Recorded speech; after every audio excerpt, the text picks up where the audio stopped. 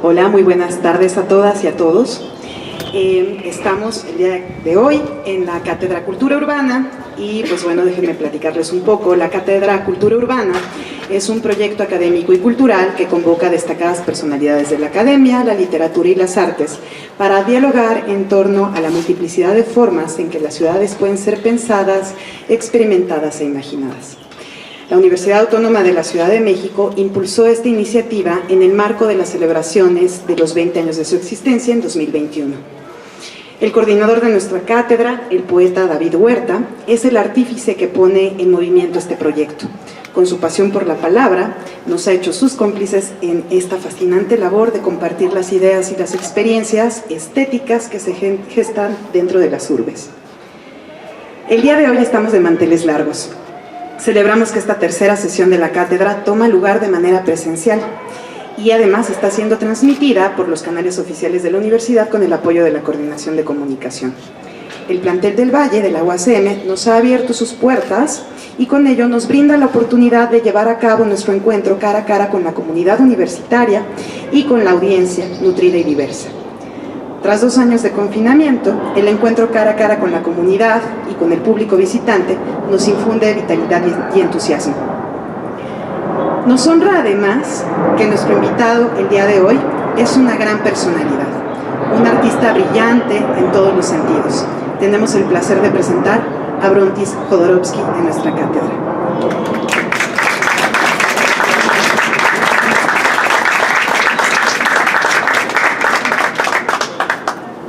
Bueno, pues hago una pequeña presentación, un recuento de su trayectoria. Brontis Jodorowsky nació en México en 1962 y empezó su carrera de actor a los 7 años en El Topo de su padre Alejandro Jodorowsky. Apareció luego en Pubertinaje de Pablo Leder y José Antonio Alcaraz y protagonizó El Muro del Silencio de José Luis Alcoriza, film por el cual le fue otorgado el premio Diosa de Plata en México al mejor actor infantil en 1974. Después se instaló en Francia en 1979, donde ha desarrollado su carrera como actor de teatro con directores como Ariane Munchkin, Irina Bruck, Jorge Labelli, Lucas Hemlev, Bernard Sobel y Simón Abkarian, entre otros. Abkarian, perfecto. También tiene una trayectoria de trabajo en televisión y cine, además de ejercer como director teatral y de ópera con obras como Pelléas et Mélisande, de Debussy, El Rigoletto de Verdi y Carmen de Bizet. En 2011 protagonizó Tau, película de Daniel Castro Cimbrón, y al año siguiente La Danza de la Realidad de Alejandro Jodorowsky. Desde entonces ha participado en largometrajes como Anton Chekhov 1890 de René Ferret, Dunas de Jodorowsky de Frank Pavich, El elegido de Antonio Chavarrías, Poesía sin fin de Alejandro Jodorowsky, Las tinieblas de Daniel Castro Cimbrón, Par Instinct de Nathalie Marchak, Opus Zero de Daniel Graham, Seven Days in Entebbe de José Padilla, Bayonetta de Quizá Terrazas, Fantastic Beasts and Where to Find Them, número 2 de David Yates. Y bueno, en el verano de 2016 presentó nuevamente en el Festival de Aviñón of Le Gorille, El Gorila, basada en un cuento de Franz Kafka, obra creada en 2008. Ha dado más de 350 funciones hasta hoy en día en distintos países y en 4 idiomas. En este momento está preparando una gira de esta obra en México, Toronto, Nueva York y Alemania. Y además, en mayo de 2019 publicó el Manual de Codicia en la editorial Urano. Actualmente se encuentra en el rodaje de Animal Humano de Alessandro Pugno. Y pues bueno, quisiera yo pedirle a nuestro coordinador de la cátedra, David Huerta, que nos dé unas palabras un poco más íntimas, un poco más personales acerca de pues la experiencia con Brontis. Le doy la palabra.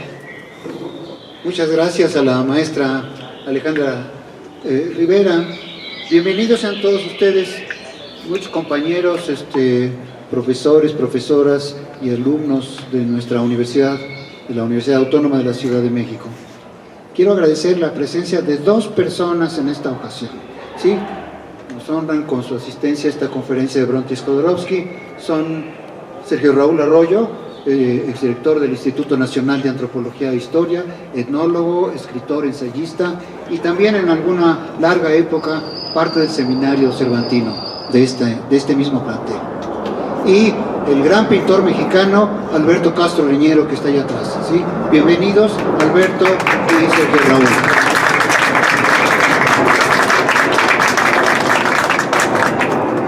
Me voy a referir brevemente a algo que mencionó Alejandra en la presentación de Brontis Jodorowsky, porque ayer pasé, después de un día un poco atropellado porque fuimos al aeropuerto, que siempre es una experiencia fuerte, una sobredosis de sensaciones y de emociones, con Cali Abonce de San Lorenzo Tezonco, a recibir a Brontis.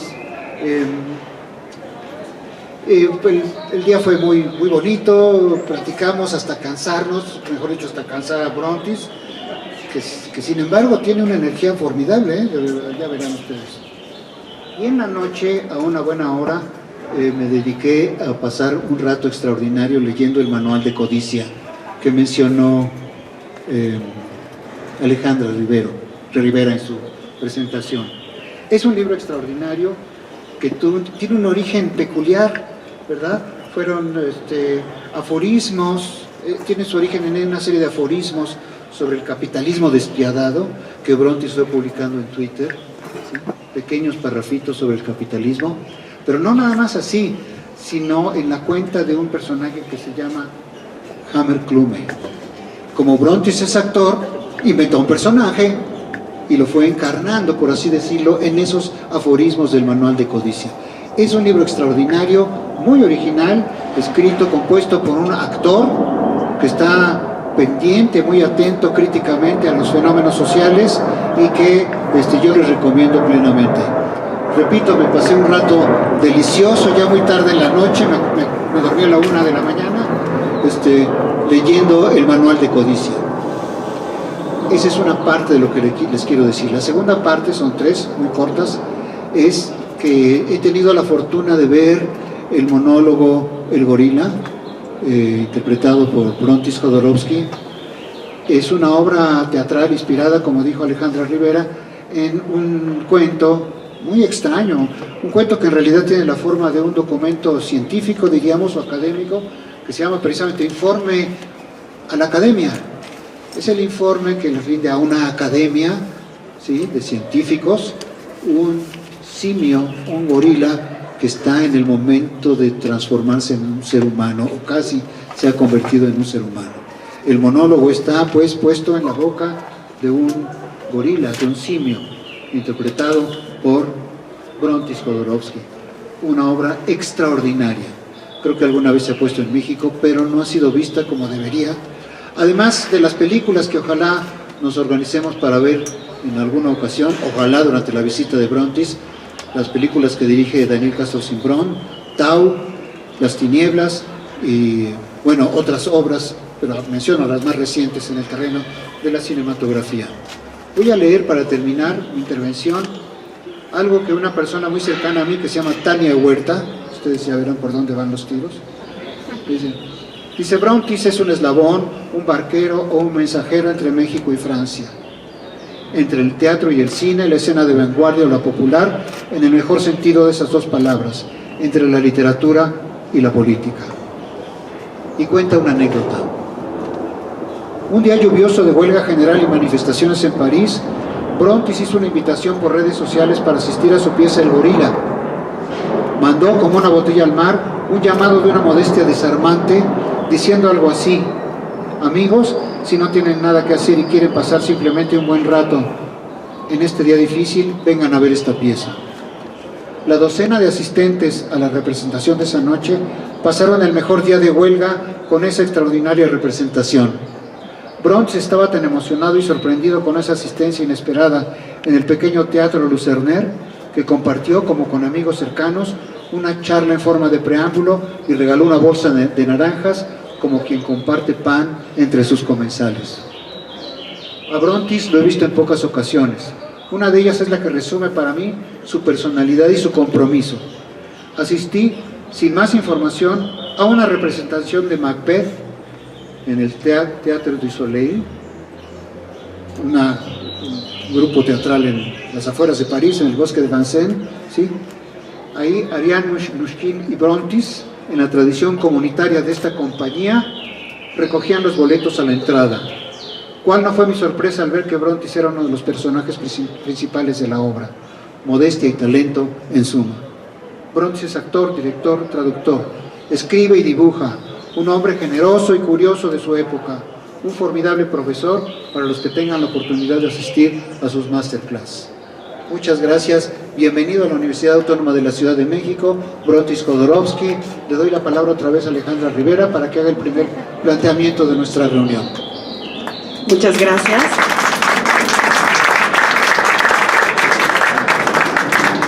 Brontis, a nombre de la Universidad Autónoma de la Ciudad de México y de la Cátedra Cultura Urbana, te damos la más cordial bienvenida. Y pues bueno, este formato tiene la intención de ser un diálogo, por supuesto que nos interesa muchísimo escuchar lo que Brontis tiene que compartirnos y también, pues bueno, dialogar con ustedes. Al final vamos a dejar un espacio para abrir algunas preguntas para el público. Y pues bueno, Brontis, David, sin lugar a dudas, el tema de nuestro conversatorio el día de hoy es pues las ciudades post-pandemia. Y entonces, a propósito de ellas, pues podríamos decir que, sin lugar a dudas, la pandemia fue un fenómeno, ha sido un fenómeno que trastocó nuestra vida en las urbes, alrededor de todo el planeta y a diferentes escalas. Y hay que decirlos, estamos todavía muy lejos de alcanzar a ver la dimensión real de sus consecuencias. ¿Acaso apenas estamos preparándonos en condiciones de narrar qué es lo que nos pasó durante este difícil proceso? A propósito de lo anterior, quisiera que nos platiquen un poco cómo se transformó la vida en sus ciudades con la llegada del virus y pues qué paisaje ha dejado la pandemia tras su paso, particularmente en París y en la Ciudad de México, con la que hoy mismo te reencuentras, querido Brontis. Claro que sí. ¿Cómo se transformó? ¿Cómo se ha transformado la vida en las ciudades? ¿Cómo se transformó a partir de la pandemia? ¿Y con qué ciudad te reencuentras en la Ciudad de México? Bueno, antes que nada, muchas gracias por esta presentación.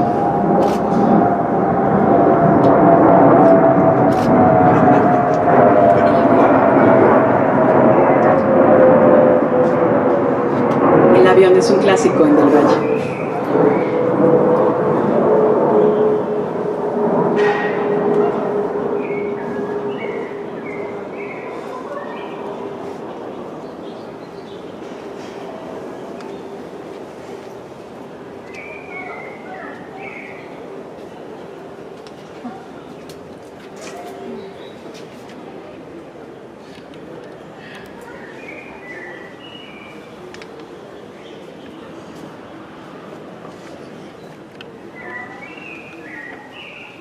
Creo que para ustedes, como para mí, para cualquier persona que vivió esta situación, cuando esta situación llegó al confinamiento, creo que lo primero que yo noté, pero yo sé que por haber platicado de esto con mucha gente, fue que la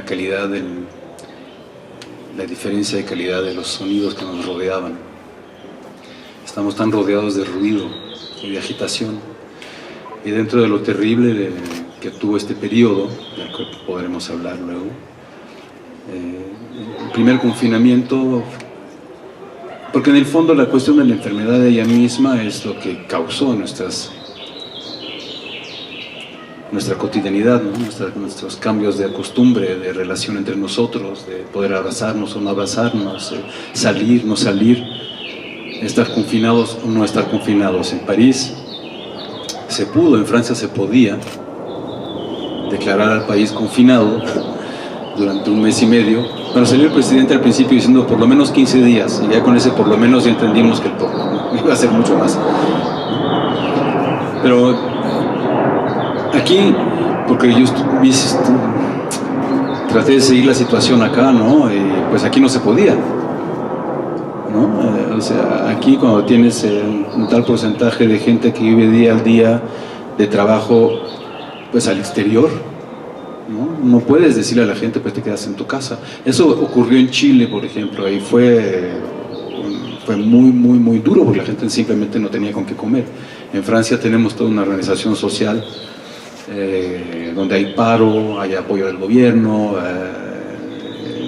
cerraron los cafés, pero el gobierno pues les dio una cierta suma de dinero para compensar las pérdidas.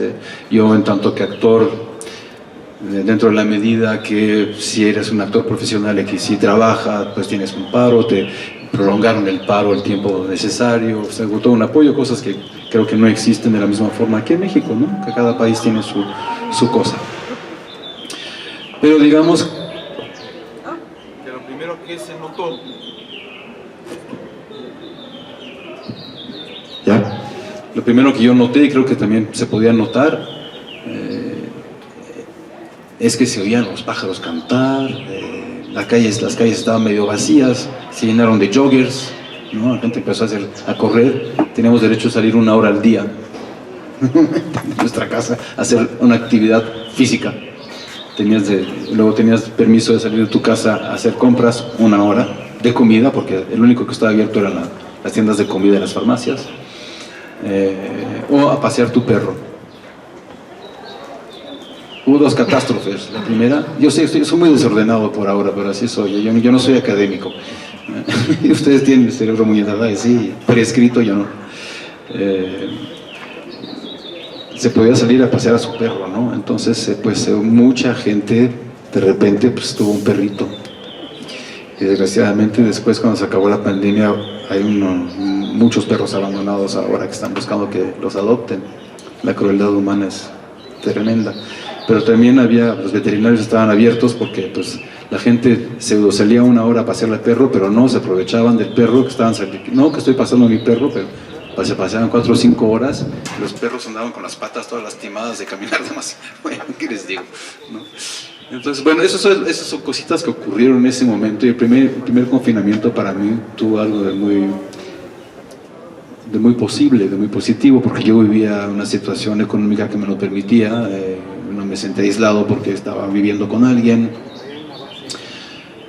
pero para mucha gente fue muy difícil. O sea, cuando estás confinado, son cosas, como supe que íbamos a hablar de eso, revisé mis propios escritos que publiqué en Letras Libres, porque la verdad, no, me salto de una cosa a otra. La verdad es que se me ha olvidado a mí todo eso. En cierta manera mi cerebro como que ya lo quiere borrar, porque en París ya no se usan cubrebocas ni en los transportes públicos desde este lunes, y nuestra tendencia de nuestra mente es sacarnos, apartarnos de todos esos malos recuerdos, ¿no? Tenemos todos en nuestra vida personal e íntima, familiar, de nuestra infancia, traumas que nos mueven, que mueven nuestro inconsciente, pero justamente están en nuestro inconsciente porque los metemos ahí y no queremos pensar todo el día en las cachetadas que nos daba nuestra mamá, por ejemplo, ¿no? O lo que sea, ¿no?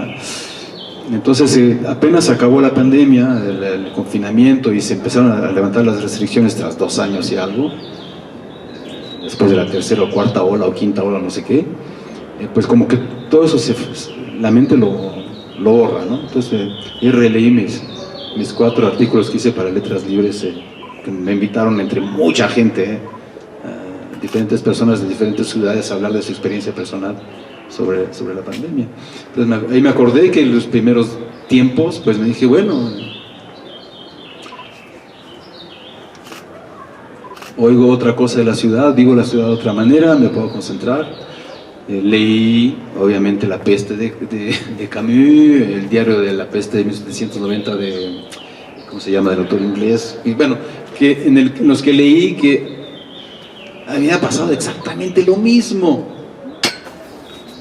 Las teorías de conspiracionismo, en el año 475 de los romanos, cuando apareció la peste, ya decían que era un complot de las matronas que estaban envenenando a la gente, o sea, y las locuras, pero el confinamiento también se lee muy bien, que es exactamente las mismas cosas, ¿no? Entonces a mí me permitió ver las cosas con cierta distancia, ¿no? Fue un periodo interesante y luego, como estaba yo mismo influenciado por mi personaje de Hammer Klume, que está muy en rentabilizar el tiempo, ¿no? O sea, time is money, ¿no? Y todo lo que cuenta es el money. Entonces me di cuenta que había toda esta idea de rentabilizar todo este tiempo de la pandemia, ¿no? Entonces, durante estos meses de confinamiento voy a leer todos los libros que no he leído, las óperas que no he conocido, voy a hacer Insta Yoga investigación trascendental por Facebook, qué sé yo, ¿no? Clases de cocina, ¿no? Y gimnasia, porque al final de este confinamiento voy a hacer yo mismo un nuevo producto, ¿no? Más fit, más fuerte, más culto, más listo a retomar la vida adelante, ¿no? Y dije, wow, bueno, esta es la otra contaminación que yo sentía, que teníamos la contaminación del virus física, pero también esta contaminación mental de lo que tiene que ser la vida, pero en el fondo también eso es lo que nos ha llevado a esta situación que se traduce como si la sociedad somatizara a través de la enfermedad, una enfermedad más profunda que es la de su modus vivendi, ¿no? Ustedes no les estoy diciendo nada nuevo, ya lo saben todos ustedes, ¿no? Que estamos en un medio ambiente todo jodido, que nos pone a nosotros mismos en peligro, ¿no? Y tenemos algo de irracional, como el virus mismo tiene algo de irracional, ¿no? Que el virus se reproduce y mata al receptáculo en el que vive, ¿no? Pero este virus, que idiota, ¿por qué mata a los humanos si es ahí donde se reproduce? Bueno, idiotas virus nosotros también, que vivimos en este mundo y estamos destruyéndolo, que es ahí donde vivimos. Si en nuestro cuerpo es el planeta, y el COVID somos nosotros, también lo podemos ver así, es la enseñanza que se puede sacar. Luego, lo interesante, yo sé que no respondo totalmente a tu pregunta, pero siempre es por la tangente, para estar en el sujeto hay que estar fuera del sujeto.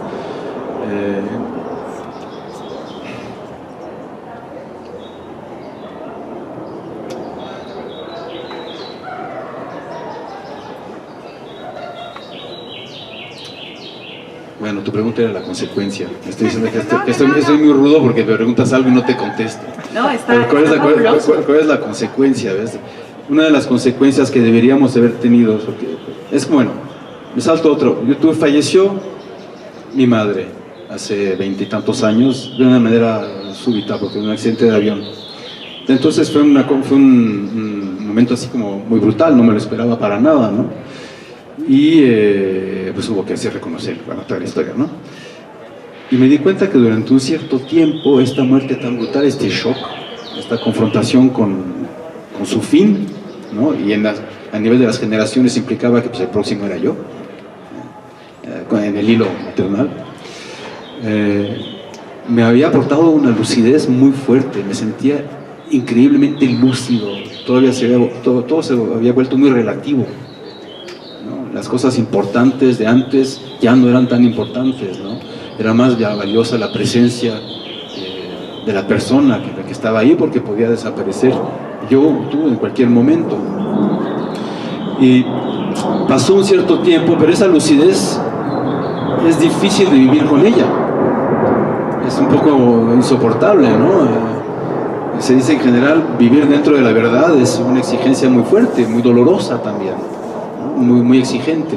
Entonces, en el momento mismo, pues uno se puede haber formulado que nos damos cuenta que la pandemia es algo global, es mundial, entonces es un fenómeno de la humanidad y que en cierta manera nos hubiera podido, o en ese momento nos hizo conscientes de que, claro, tenemos nuestra identidad, nuestra necesidad de identificación con nuestras raíces, y sobre todo en estos momentos en el que se discute de apropiación cultural, de invisibilización de ciertas partes de la sociedad, estamos en ese debate, pero al mismo tiempo somos una sola y única humanidad. Y en ese sentido me parecía que había de algo positivo que sacar de ahí, porque, pues, por ejemplo, es la cosa absurda: si no vacunas a todo el planeta, admitiendo que la vacuna sea una parte de la solución, y no sirve, o sea, sirve más o menos, ¿no?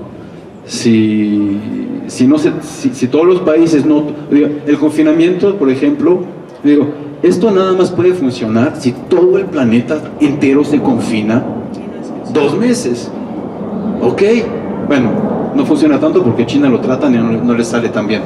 Pero en la idea, ¿de qué sirve a Francia confinarse si en Suecia o en Dinamarca no se todavía hay gente que circula, que va y viene? Es pura, ¿no?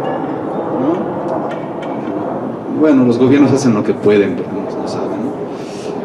En realidad nadie sabía nada. Es muy bonito encontrarse frente a un fenómeno que no podíamos comprender. porque plantea el problema del control, pero es otra cosa. Pero cuando pasa el tiempo, se acaba y perdemos esta noción y volvemos a nuestros viejos problemas de que quiero conquistar Ucrania o influenciar al mercado de tal, o etcétera, ¿no? Y tenemos algo en nuestra mente humana que desgraciadamente me hubiera realmente gustado que hubiera más consecuencias de conciencia. Allá, aquí en Estados Unidos, que, o sea, yo sigo mucho no sé por qué, por interés, lo que pasa en Estados Unidos, que está terrorífico, bueno, políticamente y socialmente están muy mal. Y pues hay todavía gente que si andas con una mascarilla en la calle te insultan por eso, ¿no? Porque se volvió una cosa política idiota. Entonces, por eso te contesto por la tangente, ¿no? Porque cuál fue la experiencia que tuve, ¿verdad? Las consecuencias en París es que sí, bueno, la gente todavía como acá, ¿no? O sea, aquí alguien me saludó, nos dimos la mano, dije, bueno, él me da la mano, ok, y otra persona, nos saludamos así, otra el puñito, ¿no? Y pues lo tenemos en mente, pero lo que más queremos todos es que esto se acabe, porque ha durado tanto que estamos hartos, estamos hasta el cogote de esto. El día que, bueno, no se va a acabar, simplemente porque desde el año 400 y tantos, la humanidad siempre se ha confrontado con fenómenos pandémicos. En el siglo XX, el ébola, el SIDA, hubo la fiebre aviaria, se dice, siempre nos confrontamos a eso porque pues somos parte de un medio ambiente en el que tenemos que adaptarnos también que mal, en el que cada cual pues uno se comen a los otros para vivir. La única diferencia es que nosotros nos hemos salido de la noción del equilibrio con la naturaleza, con el medio ambiente. El planeta sin el desarrollo humano tal que está llevado hasta ahora, pues todo se iba equilibrando, ¿no? O sea, había siempre el mismo número de abejas porque había el mismo número de pajaritos que se las comían, pero también las flores interactuaban con los insectos, con los gusanos, ¿qué te digo yo, no? Entonces, me gustaría que hubiera más consecuencias, que algo quedara de lo positivo que hay dentro de esta experiencia terrible que nos unió en cierta manera. Al final del primer confinamiento, París, y luego ya te paso la palabra,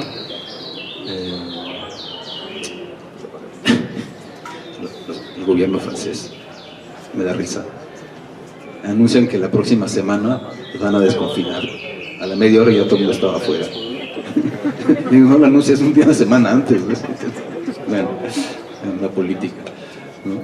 Pero desconfinamiento, pero cuidado, en los cafés, ok, pero un metro de distancia, que trata. Yo salía a pasear, pero estaba así, los cafés así, ¿no? De jóvenes, porque los jóvenes, claro, pues el discurso, y es real, pues les afecta menos, o en aquella época, o sea, les daba muy poco, que si le das una pequeña gripita y nada más, ¿no? Bueno, le dio a mis 2 hijas y ya nos dicen que fue gripita, ¿no? Pero felizmente sin gravedad. Porque uno no quiere estar en esa situación, ¿no? Para acabar, porque uno no quiere, porque así estamos constituidos fisiológicamente. Las grandes situaciones de estrés provocan adrenalina, ¿no? Tanta gente que estuvo en problemas de ansiedad durante este periodo, más que de costumbre, porque la condición humana es cómo funciona nuestra sociedad, pues, crea mucha ansiedad, ¿no? Por su artificialidad, yo creo. Pero los casos de ansiedad fueron muy, muy fuertes. En Francia se habla mucho de otro tipo de pandemia, entre comillas, que son los casos de problemas mentales, psicológicos, de educación para los jóvenes estudiantes que no pudieron estudiar, que cayeron muchos en la pobreza. Se desprestigian mucho los diplomas de esos momentos porque las empresas saben que en ese momento se estudió menos y bajó el nivel. Bueno, ¿qué te digo, no? Pero, por ejemplo, en una situación que pues también es un tema de la actualidad, que es cuando, por ejemplo, hay abuso sexual, en particular con las mujeres. Hablo de esto porque yo creo que todo va más o menos junto. Bueno, yo he seguido ese tema, ¿no? Como todos nosotros. A veces, cuando la gente juzga, sí, pero ¿por qué se dejó hacer? Y que no dijo no, y que todo ese tipo de cosas. Entonces, según yo leí un poco, investigué, dije, bueno, cuando estamos en una situación de estrés tan fuerte, sube la adrenalina. La adrenalina en principio es algo que despierta nuestros reflejos, nos saca de la racionalidad para tener una reacción física, que es el instinto de sobrevivencia, para eso sirve. Salvo que la dosis de adrenalina en momentos de estrés tan profundos son tan fuertes que te pueden envenenar. Te puedes morir de tu propia adrenalina.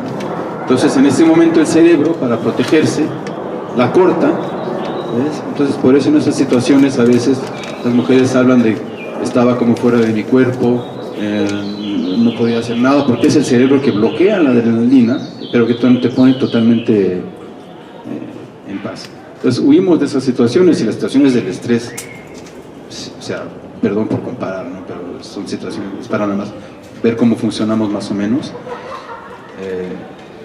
Tenemos dos evitamientos. Uno es durante la situación que no sabemos cómo manejarla, la dejamos ir, y luego la queremos, nos escapamos de ella. Y luego después es la, ¿cómo se dice en español? Perdón, porque llevo tanto tiempo viviendo en México que a veces se me van las palabras en español. El gofulmo, cuando el inconsciente, en la conciencia mete algo en el inconsciente, no lo... Me ayudan, si quieren, ¿Cómo se dice? ¿Que lo reprime? Eso, Entonces lo reprimimos para olvidar y poder seguir adelante. Y creo que desgraciadamente ciertos reflejos de la sociedad francesa en todo caso es de reprimir eso. Perdón por hablar tan largo. No, está fantástico, estamos fascinados y fascinadas, y en realidad creo que nos ofreces un examen, una mirada muy importante, muy completa, además de pues una serie de cuestiones que fueron ocurriendo, ¿no?, simultáneamente a la pandemia. Y por supuesto que nos interesaría mucho, abordando este tema, ¿no?, todavía dentro de la pandemia, hablar específicamente de qué pasó con el sector cultural en Francia. En México, por lo menos, el sector cultural ha sido históricamente castigado en presupuesto, etcétera. Y con la pandemia fue clarísimo, ¿no?, que pues bueno, estábamos enfrente a un problema muy fuerte con la gente que se dedica a las artes escénicas, con los teatros, con los espectáculos, con pues básicamente la vida artística y cultural. Quisiera que nos platicaras un poco, que nos compartieras, ¿no?, y nosotros también te podemos hablar un poco de cómo se experimentó aquí la escena cultural durante los meses más fuertes, ¿no?, los periodos más fuertes del confinamiento. A mí lo que me interesa es hacer una especie de... echar una mirada retrospectiva, histórica, ¿sí? Hay dos momentos en la pandemia, en nuestra ciudad, ¿sí?, porque es la Universidad Autónoma de la Ciudad de México, entonces es una experiencia de la ciudad, es la que nos interesa. En el caso de pronto es la ciudad de París, en nuestro caso pues la ciudad que está en el nombre de nuestra institución educativa, la Ciudad de México. Hay dos momentos que quiero recordar aquí y que tienen que ver con nuestra cultura, que son, uno, la peste de fines del siglo XVII, que acabó con la mayor figura literaria de nuestro país, ¿sí? Nuestro país es un país muy machista, como creo que todos los países del mundo, ¿sí?, ¿verdad? Habrá peculiaridades del machismo mexicano, más o menos repulsivas, pero no es un fenómeno exclusivamente mexicano.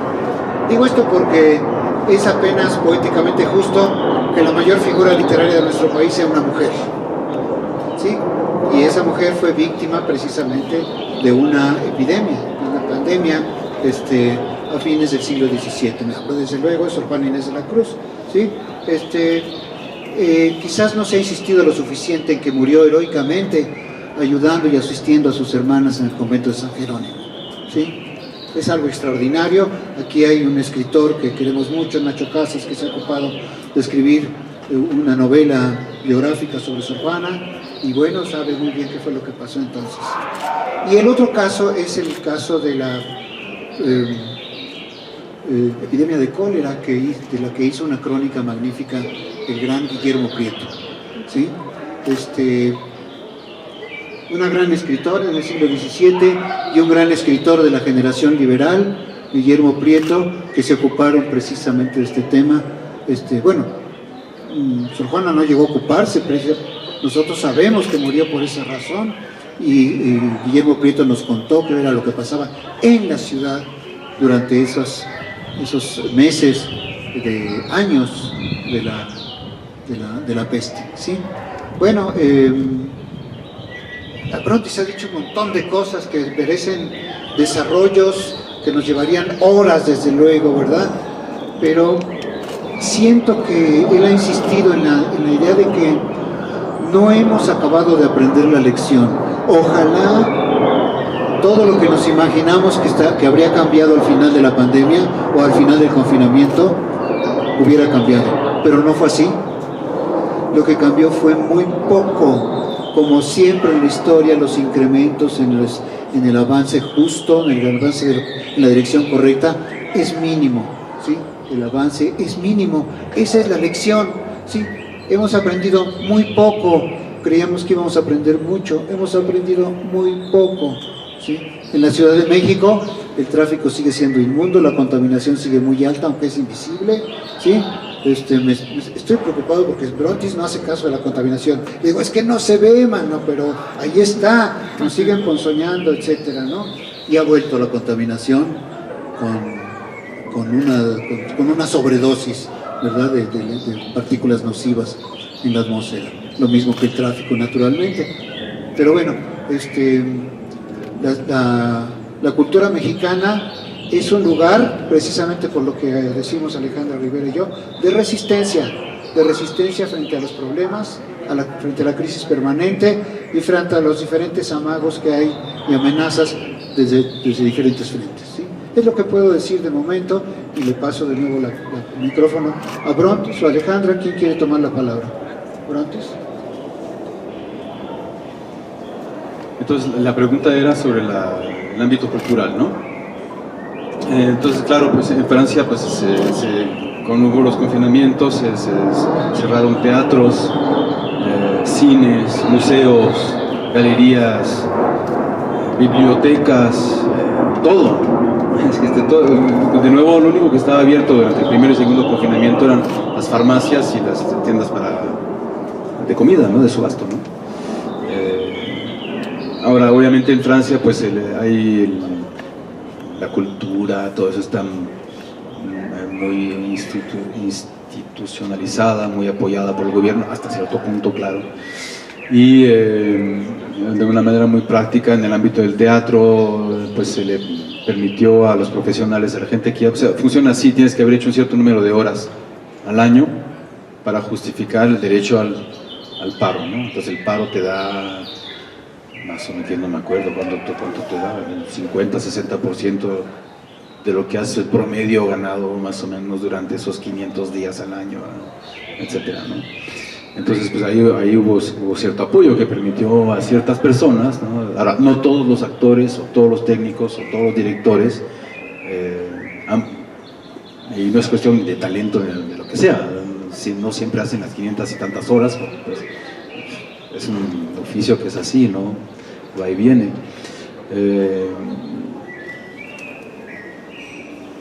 En un momento dado se empezaron a abrir ciertos comercios esenciales. Entonces, hubo una gran protesta porque no se consideraron esenciales las librerías.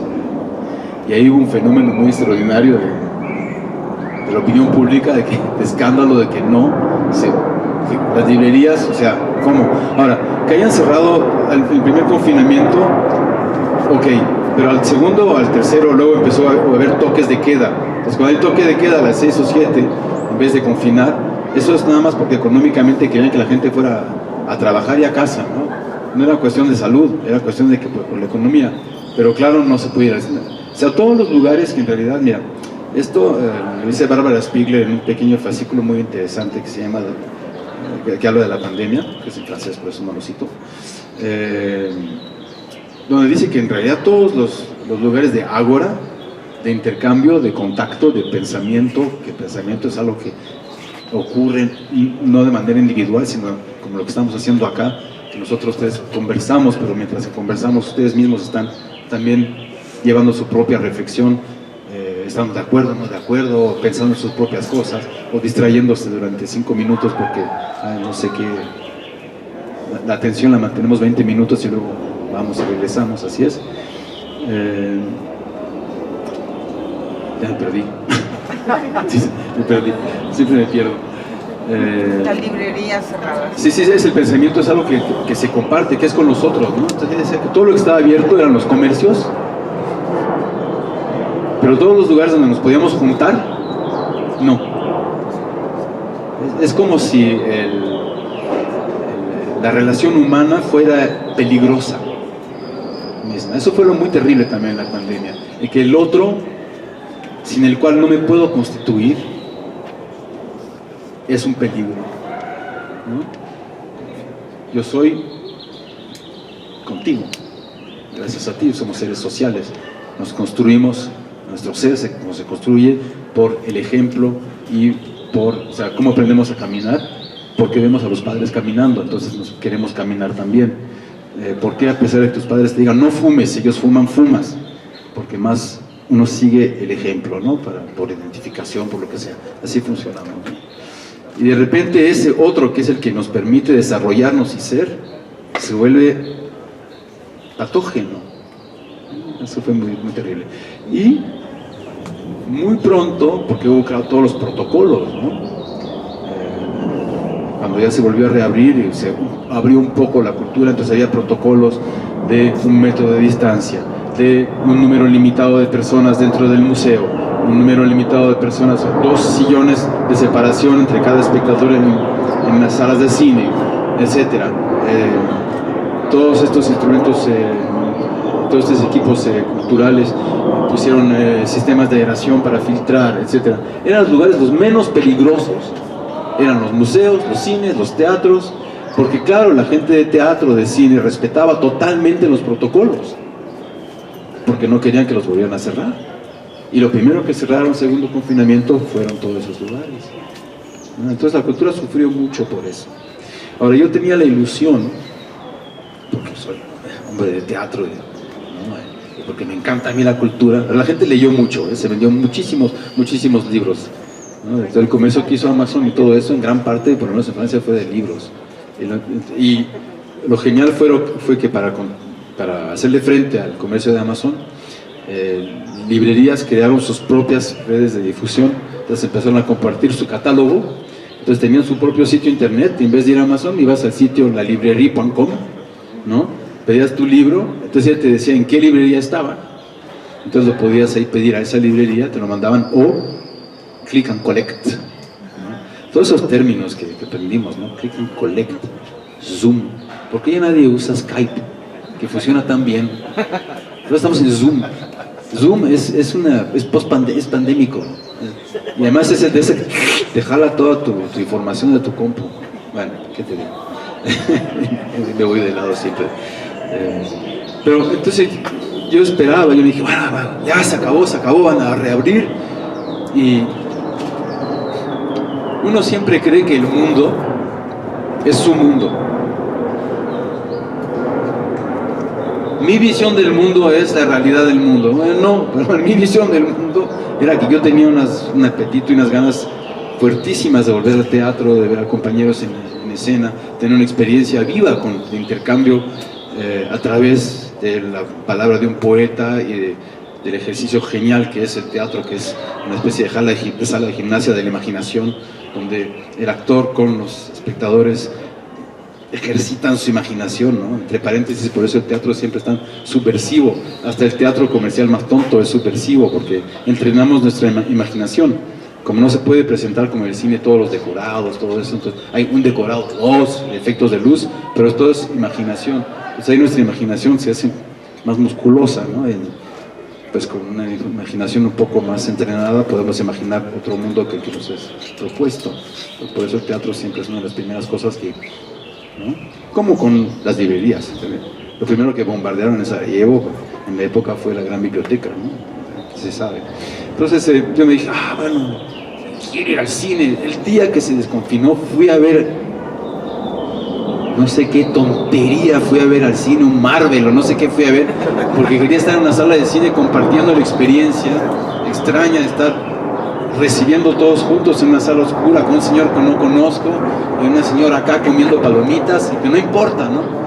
Pero desgraciadamente fíjate que el cine y los teatros están relativamente en crisis ahora, porque el público no ha regresado, porque pues, ya agarramos la maña y la costumbre del streaming, ¿no? Entonces para el cine, en cierta manera, todavía lo puedo más o menos entender, ¿no? Uf. Pero para el teatro fue terrible, porque yo creo que lo ibas a evocar en una de tus preguntas, ¿no? Nos acostumbramos a ver teatro en streaming, ¿no? Pero eso pretenden que es teatro, pero no es teatro, porque la experiencia del teatro es que tú estás aquí y que yo te digo, mira, ¿cómo te llamas? Tú, sí, a ti te estoy hablando a ti. Rodrigo. Entonces, Rodrigo, no sé, cuando vienes a verme al teatro, no sé, te llama Rodrigo, pero le pedí en la caja que alguien me dijera, ¿no? Entonces el truquillo, ¿no? Oh, Rodrigo. Entonces el público te sientes así como así. Mira, despega el cohete, llega hasta la luna y aparece un extraterrestre. Bueno, tú ya viste el cohete, ya viste la luna y viste el extraterrestre. Eso es el teatro. Si esto es en streaming, no funciona. La relación directa no funciona. Un actor de teatro siempre, yo lo hago siempre, sobre todo en el monólogo que es el gorila, que se dirige directamente al público, es como la conferencia, recibe su nominación de tanto que humano por la academia, se vuelve miembro honorario de la academia, y entonces su discurso de recepción, ¿no? Entonces cuenta su vida, ¿no? Como en el Nobel.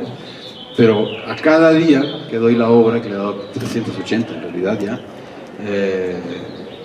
se la doy a las personas que están ahí.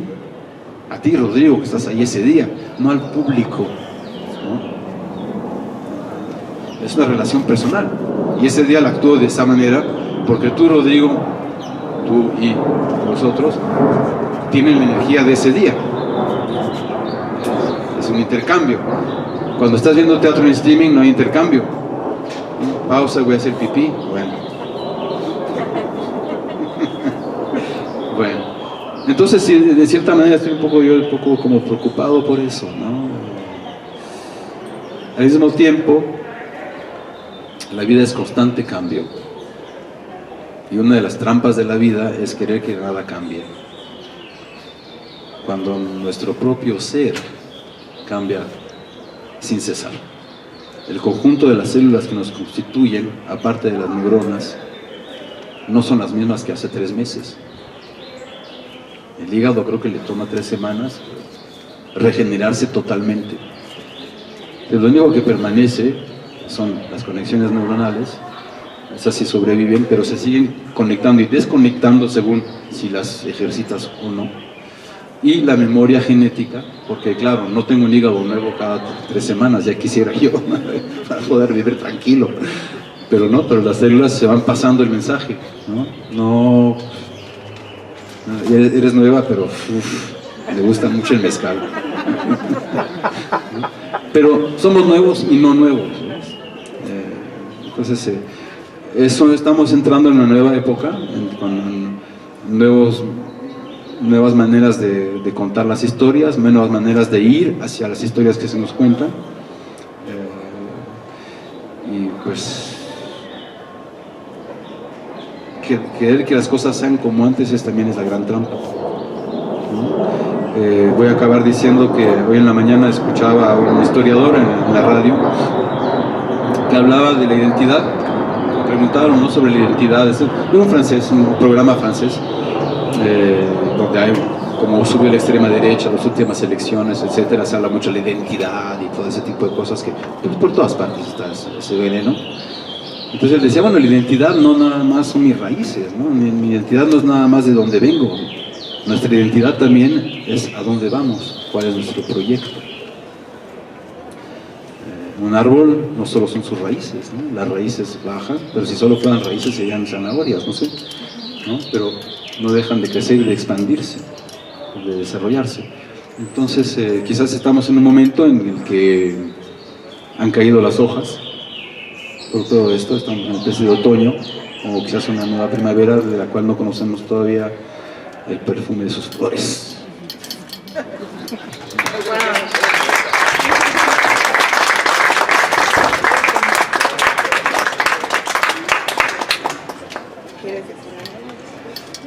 Bueno, yo estoy encantado escuchando a Brontis porque está lleno de suscitaciones, de estímulos todo lo que nos cuenta, todo lo que nos dice. Tomen ustedes en cuenta que Brontis nació en México, no es ajeno a este país, al contrario, es parte de este país, pero ha vivido, supongo que la mayor parte de tu vida allá, ¿no? Ahora sí ya dice, haciendo las cuentas, es más parisien o parisino como por residencia que mexicano, pero veníamos de la colonia Nápoles, donde se está quedando Brontis, y venía reconociendo lugares, ¿sí? Ayer platicábamos con Cali nos platicaba Brontis sobre su vida en la Ciudad de México, y casi, digamos, milagrosamente, o no sé, por una feliz casualidad, el taxi en el que vinimos pasó por la calle Patricio Sanz, donde tuvo una casa Brontis en la que fue muy feliz, aunque sea por poco tiempo, ¿verdad? Solamente 6 meses o algo así. Pero es extraordinario ver a una persona que vive la mayor parte de su vida en otra ciudad, en otro idioma, ¿sí? Regresar a la ciudad donde nació. Sí, aquí hay una intersección extraordinaria, ¿no? Es la binacionalidad de Brontis, o, para decirlo con George Steiner, su extraterritorialidad. ¿Sí? Él está aquí y está también allá continuamente, ¿sí? Esas transformaciones de las que acaba de hablar, pues las encarna él de una manera muy elocuente en su actuación, en su vida, en sus intereses, ¿no? Yo quiero regresar porque he visto 2 o 3 veces el gorila, por desgracia en video, pero tengo que aclarar que la obra está tan bien hecha, también ejecutada, quiero decir, también actuada, que importa poco que sea un video, ¿sí? Importa, desde luego, por todo lo que acaba de explicar Brontis, pero la actuación es profundamente conmovedora, ¿sí? El simio es un gran personaje, yo lo comenté con Brontis, no hemos hablado mucho de eso, pero también le interesó a un gran artista mexicano exactamente el mismo personaje y el mismo informe a la academia, ¿sí? A Francisco Toledo le importó también hacer suyo, por identificación. Allí él se consideraba un simio oaxaqueño, ¿sí? Del istmo, y desarrolló ese tema en una gran cantidad de dibujos y cuadros, y hay una película que podemos ver extraordinaria que se llama El Informe Toledo. Luego a ver si la podemos ver juntos, porque es bien interesante y es un punto de contacto entre ese gran artista mexicano, Francisco Toledo, y el trabajo de Brontis Jodorowsky, ¿sí? Es un poco desesperante que no tengamos la posibilidad de ver el trabajo de Brontis, sobre todo el trabajo teatral, pero vamos a procurar acercarles a todos ustedes el trabajo cinematográfico, ¿sí? Las películas que ha hecho con Daniel Castro Cimbrón en los años de este siglo, creo que ya en 2010 y tal, por ahí, ¿no? Son las fechas. 11 y 13. Sí, 2011 y 2013. Sí. 2013, 2015. 2013 Tau, ¿no? Salió. Lo hicimos en 2011. Y las tinieblas 16. 17. Bueno, Alberto Castro, tengo que hacer esta nota personal, familiar. Alberto Castro Leñero está al tanto de las películas porque el director de Tau y de las Tinieblas, las películas en las que aparece Brontis como personaje principal, fueron dirigidas por Daniel Castro Cimbrón, que es hijo de Alberto. O sea, pura familia aquí, ¿sí? La familia guasemita, como todas las familias griegas, espero que no, como todas las familias griegas, dice Brontis. Ayer hablamos un rato sobre las tragedias griegas y su poderosa corriente familiarista, ¿no? Todas las tragedias griegas tienen un ingrediente familiarista muy potente. Hay una familia guasemita, desde luego. Yo tengo aquí ya pues, un montón de años, 17 años aquí. Veo a Carla Montalvo, veo a los compañeros del Centro Vladi, del plantel del Valle, y lo siento como una familia, nuestra querida bibliotecaria, ¿sí? Marco Morante, Marco Kim, y veo también las transformaciones en esa familia, ¿sí? Alberto, por favor. 2016. Es que viene 2017, de 2017 es la otra película. 16, Las Tinieblas. Sí. Bueno, vamos a hacer un buen esfuerzo, espero que consigamos algo y ustedes estarán pendientes, les pido que estén pendientes en las redes sociales de la proyección, si es que lo conseguimos, de las películas de Brontis, por lo menos de una de ellas, en un cine de la Ciudad de México, ¿sí? Bueno, no sé qué tanto nos estamos acercando a nuestro final o al principio del diálogo con el público. Todavía tenemos tiempo suficiente como para desarrollar una pregunta más y después podríamos pasar a las preguntas. Ajá, todavía tengo otra. Porque además me voy a salir un poquito del guión, pero no voy a renunciar ni a traicionar el sentido de la cátedra. Muy a propósito de lo que Brontis nos está planteando con respecto a su experiencia cinematográfica, ¿no? Hace rato nos lo describía David desde la idea del eslabón, ¿no? Que va y viene, que está en contacto con el mundo del teatro, pero también con el mundo del cine. Y en ese aspecto, también como parte de nuestra cátedra, es muy importante hablar acerca de las ciudades, sean estas reales, imaginarias, futuras, esperadas, distópicas.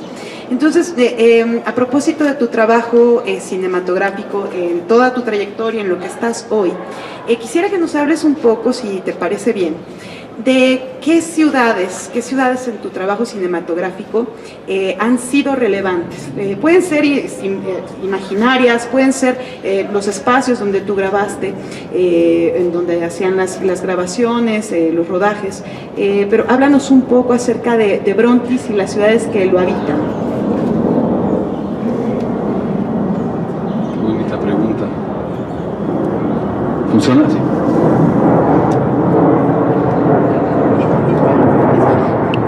Otra vez el avión. Tengo que pensar. Estoy haciéndole. Estoy tratando de acordar, más o menos. Los actores, así funciona, la memoria funciona así. Me fui a otro tema. La memoria funciona así, ¿no? Nos acordamos de todo, en realidad. Nuestro cerebro se acuerda de absolutamente todo. Pero como sería insoportable vivir todo el tiempo con todo presente, hay un mecanismo del cerebro que pone las cosas que no usa en un cajón, ¿no? Por eso el psicoanálisis, cuando vas ahí, empiezas a hablar de ese tema, de repente, te llega ese recuerdo que ves, porque lo empiezas a escarbar y usar, y te es necesario, ¿no? Hay una gran gestión ahí, por acá. Y como los actores usamos mucho nuestra memoria para aprendernos las líneas y los diálogos y los desplazamientos en escena, etcétera, etcétera. O bueno, los actores, me proyecto yo. Lo que no uso, como de las ciudades donde he estado, de todo eso, hasta historias personales muy íntimas, a veces me odian por eso, porque no te acuerdas que hicimos esto acá, que era tan bonito ese momento aquí. Las naranjas con Tania, y ya ni me acordaba. Entonces no sé si me voy a acordar realmente. Cuando hablamos de ciudades, de nuevo, mi mundo es el mundo, entre comillas. En realidad conocemos ciertas calles, ciertos barrios, ciertos lugares en donde hemos estado y ciertos puntos de la ciudad donde algo ocurrió. En esa esquina me besé con Lucy. Ahí. Aquí por esta casa es donde me caí de la ventana y me rompí el tobillo. Bueno, ¿no? Entonces nuestra memoria se va así como, son puntos. Pero yo no puedo pretender conocer París. Conozco mi París. Ahí voy a tu cosa. Conozco mis calles, mis barrios, mi territorio. Bueno, también porque, ahí para ampliar un poquito, porque también otro funcionamiento que tenemos es el funcionamiento del territorio, en el que pues esto está muy profundamente en nuestro inconsciente, en nuestro funcionamiento muy primitivo, que está así arraigado al primer instinto, que es el sobre supervivencia. Entonces, para sobrevivir en un mundo que de todas maneras es hostil, tenemos que tener un territorio definido. Los tigres, que son predadores, que no tienen ningún peligro particular, tienen un territorio del cual no salen, porque salen, se meten con otro tigre y ahí les va mal, ¿no? Entonces, Y así funcionamos también psicológicamente, tenemos territorios psicológicos, por eso reproducimos a veces situaciones en nuestra vida que sabemos que no son tóxicas, pero no salimos de ahí porque a veces preferimos un aire viciado que conocemos que un aire puro que desconocemos. Para ampliar nuestro conocimiento, la única manera de ampliar nuestro conocimiento es ir hacia lo desconocido, pero no hay nada más desagradable que ir hacia lo desconocido, porque te sientes inseguro, ¿no? Y pierdes el control, porque volveremos a ese tema. Al mismo tiempo tu pregunta es muy hermosa porque para mí plantea la geografía exterior e interior. El recorrido que tú tienes por tu ciudad es un recorrido también que se va imprimiendo en ti, dentro de ti. Entonces a veces, cuando estoy puedo ver la ciudad exteriormente como fuera los edificios, etcétera, y interrogarme sobre eso, pero también interrogarme sobre cuál es mi ciudad interior. En mi ciudad interior hay muchos lugares, plazas, cafés, donde me gusta estar, donde estoy bien, donde me siento conmigo mismo a gusto y sin peligro, pero también dentro de mí hay barrios muy oscuros, en los que no voy muy a menudo, pero sé que está muy peligroso ir por ahí, porque pues, ¿no? Ciertas cosas ocurren, y de repente, por circunstancias de la vida, me encuentro en situaciones en las que me meto en esas calles, ¿no? No voy a hablar de mí, pero hablo, digamos, que alguien podría tener unas calles donde están llenas así de vida nocturna, muy salvaje, muy sexual, y un profesor muy digno, poeta, ¿sí? De repente, pues en su vida íntima puede tener momentos de ser una fiera sexual, qué sé yo, ¿no? Uno nunca sabe, ¿no? Si de repente se encuentra con otra persona que también frecuenta esos barrios, ¿no?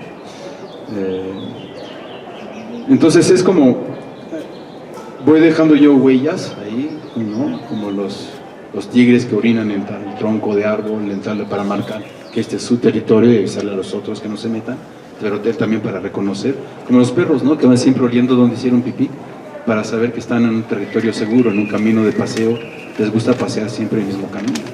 Pues somos así. Entonces y también tengo dentro de mí, para ir a tu pregunta, lugares que las ciudades han marcado. Entonces hay, por ejemplo, un pueblito donde filmamos Setao que se llama Las Margaritas, que es un ejido donde yo me quise totalmente aislar, no quise salir de ahí. En general, cuando trabajo en un lugar así, bueno, las dos películas de Daniel Castro Cimbrón son películas de aislamiento, en realidad. Entonces siempre yo como actor me quise quedar ahí en los dos lugares, ¿no? En el bosque, en el estado de Hidalgo, o en el desierto de San Luis Potosí. Estábamos en este ejido, pero estábamos con gente que viven ahí, que plantan también quemar como pueden en la arena un poco de maíz, un poco de lo que pueden, y pues ahí comimos frijoles y chile todos los días, nada más, ¿no? Y pues te duchabas con un hilito de agüita y estaba ahí cuidado con los alacranes todos los días. Y también ese México que justamente no es de cultura urbana, porque también ¿por qué cultura urbana? ¿No? Me interesó ese tema. Entonces se opone a la cultura rural, cuando cultura es algo rural, es la agricultura, ¿no? Entonces es como una especie de definición muy extraña la cosa de la cultura urbana. Pero digamos que yo estaba ahí en la cultura rural, con gente de mucha autenticidad, lo que no quiere decir que en la urbanidad no hay autenticidad, es distinto, ¿no? Pero digamos que me sacaba a mí de mi territorio habitual, que yo soy un urbano. Entonces eso para mí fue como con el vestuario. Me preocupo mucho del vestuario para una película o una obra de teatro. No me pongo cualquier cosa que ya apunté esto ya, porque considero que el vestuario es un aliado para la creación del personaje. Entonces tiene que ser ropa, no traje, ¿no? Siempre discuto mucho de eso. En el cine no funciona así, en el teatro siempre con los vestuaristas, la que diseñan los vestuarios, digo, no me hagas un traje, quiero ropa. Sí, que aunque sea del siglo XVII, Qatar, pero tiene que ser, esa gente era su ropa, no eran disfraces, ¿no? Pero también el paisaje contribuye, te nutre. Entonces en Tao, sobre todo en Tao, El desierto mismo de San Luis Potosí es un personaje también. Entonces, si no lo consideras como un compañero, como un paisaje que va a influenciarte, que va a modificarte, que va a cambiarte, que va a sacarte de tu territorio, o que va a enriquecer, que va a ampliar tu ciudad interior, en ese caso te privas de una riqueza, digamos, simplemente, ¿no? Ahora, recientemente estuvimos filmando en Andalucía. Entonces es una película en la que tengo un personaje muy importante en la historia, porque es como el Tartufo de Molière, que cuando se monta el Tartufo de Molière, la gente siempre pregunta, ¿y quién actúa de Tartufo? Pero el Tartufo está en dos actos de 5. El personaje principal es Orgón, es el padre de familia, que es el que yo actué con Marianne Mushkin, que es el que vive una pasión, y yo eso lo vi muy bien porque el personaje que Molière actuaba era Orgón, no era Tartufo, ¿no? Entonces este personaje en esta película que se llama Animal Humano, que saldrá en 23, que es una coproducción México, Italia, España, pues este personaje, Antonio Tejeda, es un gran torero, etcétera, lo que sea. Entonces yo tenía 5 días de filmación, 2 la primera semana, al principio, y 3 al final de la otra semana, ¿no? En la región de Andalucía. Entonces la producción, por querer ahorrar 50 euros al día de hotel, de gente con mente chica, me quería mandar a París mis 2 días, te vas a París y te regresas para acá, ¿no? Lo que es, bueno, ¿qué te digo? Cálculos idiotas. Yo le dije al director, mira, no, porque mira, si me sacas, voy a regresar a París, voy a desconectarme, déjame estar en Sevilla, y voy a estar en la calle, me voy a ambientar, y voy a estar todo el día rodeado de gente que habla español, y puedo ir a ver como es una película que es en el ámbito de la tauromaquia, aunque no es sobre eso, pero es en ese ámbito, pues puedo ir a ver al entrenador, que hay un veterinario con quien yo quería hablar, etcétera. Pero dije, pues si me cortas voy a salir, ¿no?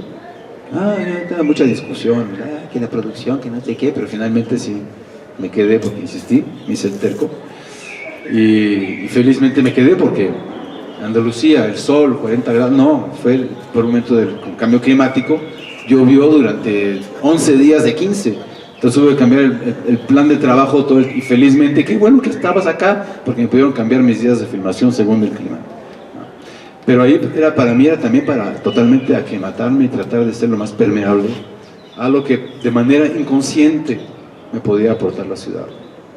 Entonces yo creo que a medida que uno tiene la suerte, pero yo me considero con mucha suerte de por haber tenido la infancia que tuve, cambiamos de país cada 2-3 años, ¿no? Por el oficio de mi padre, vacas flacas aquí, vacas gordas allá, tal proyecto aquí y allá, cambio de escuela a mitad del año, mi escolaridad, catástrofe, la pérdida de mis amigos, gran tristeza, pero al mismo tiempo aprender a adaptarme, ¿no? A una situación, cambiar, y bueno, que hay ventajas y desventajas en todas las situaciones, pero pues en el fondo tengo mucha suerte porque sé hablar 4 idiomas, y puedo conocer a París, puedo conocer la Ciudad de México, puedo conocer a Nueva York, pero conocí algunas calles, ¿no?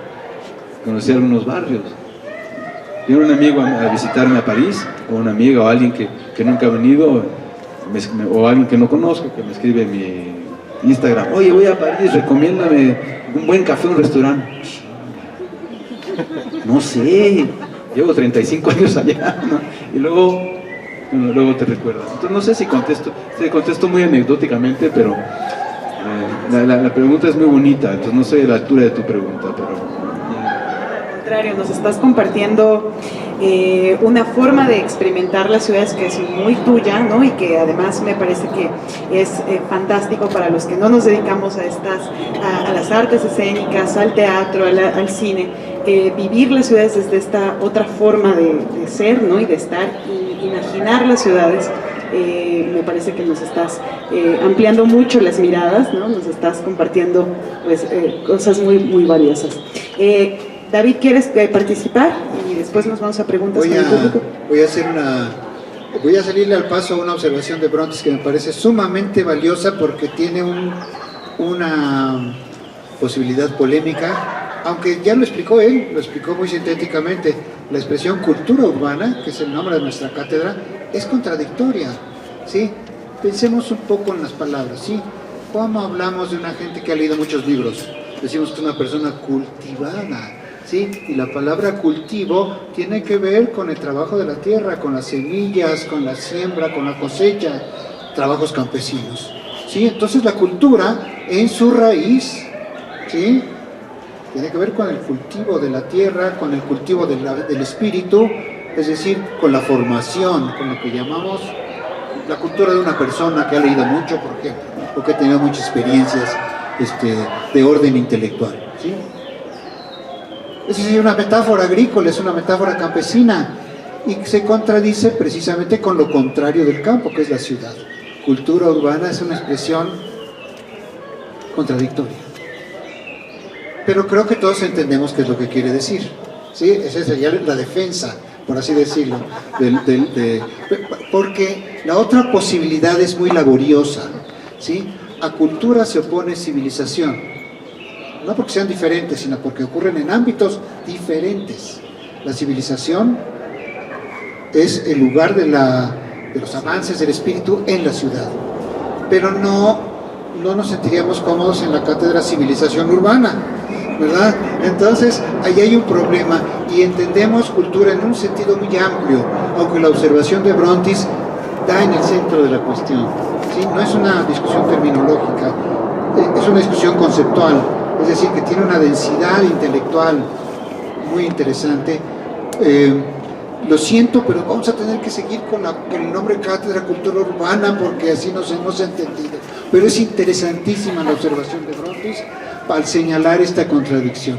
Es lo que quería decir por lo pronto. Tomé algunas notas, no tantas como las que hubiera querido. Esta observación de que yo no conozco París, yo conozco mi barrio, mis calles, mi café, mi librería, es el París de Brontis, que es chiquitito junto al París grande, que nadie puede conocer.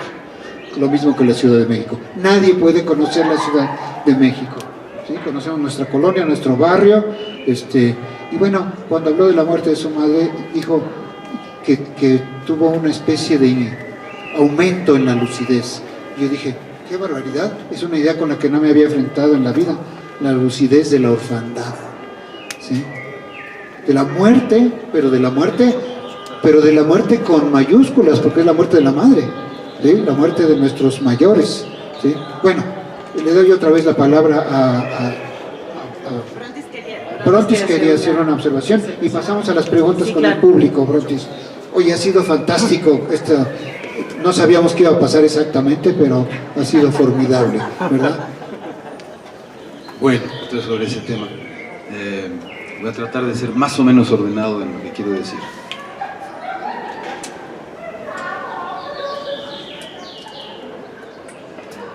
Esto es puramente teórico, ¿ok?